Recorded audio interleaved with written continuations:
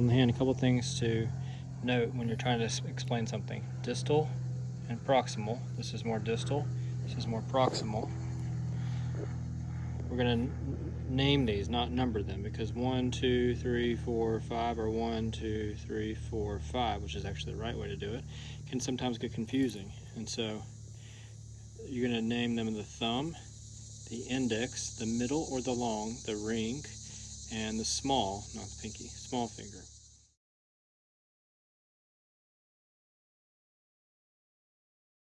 We've got the proximal phalanx, the middle phalanx, and the distal phalanx. Okay, some people call it P1, P2, P3, but the proximal, middle, and distal. Proximal, middle, distal. On the thumb, it's only the proximal and distal. Okay, and so then you also have the distal interphalangeal joint and the proximal interphalangeal joint, and then the metacarpal phalangeal joint.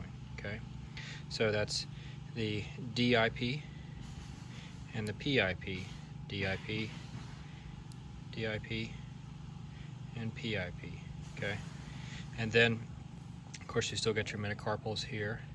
Okay, got your phalanxes and your metacarpals, your metacarpal head. Okay, and again the PIP and the DIP.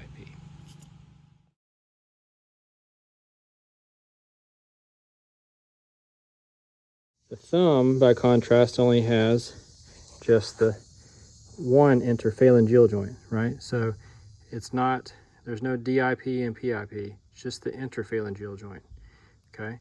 And then of course still has the metacarpal phalangeal joint here, okay? Now the anatomical snuff box is a key landmark here, okay?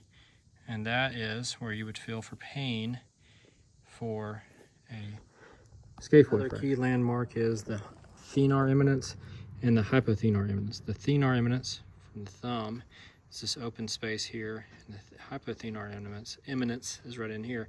These are open spaces where infections could be. If you had redness here, you could describe it as on the palmar side of the thenar eminence for a soft tissue infection. The other thing to describe is what side we're talking about when we're describing over the phone. So the ulna is on in the anatomical position is on this side, and the radius is on this side. So when we describe the ulnar side, the radial side, the ulnar side, the radial side.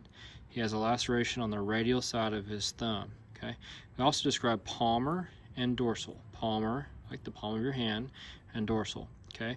So he has a laceration at the metacarpal head on the dorsal side of the hand of his index finger. So the index metacarpal head. He has a fight bite. He punched somebody, and he has a laceration over the middle or your long metacarpal head area on the dorsal aspect of his hand. Okay, these are important when you start describing where things are on the hand: ulnar, radial, palmar, dorsal, and then describing where your laceration or your injury is.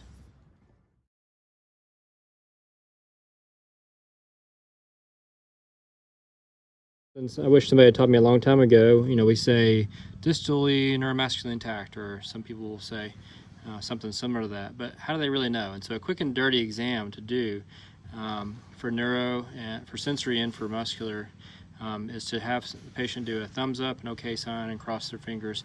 Can you feel me touching here? Can you feel me touching here? Can you feel me touching here? And that's a quick and dirty. So the radial nerve is sensory on the thumb. Okay, we're on the thumb, the index finger, and some of the middle.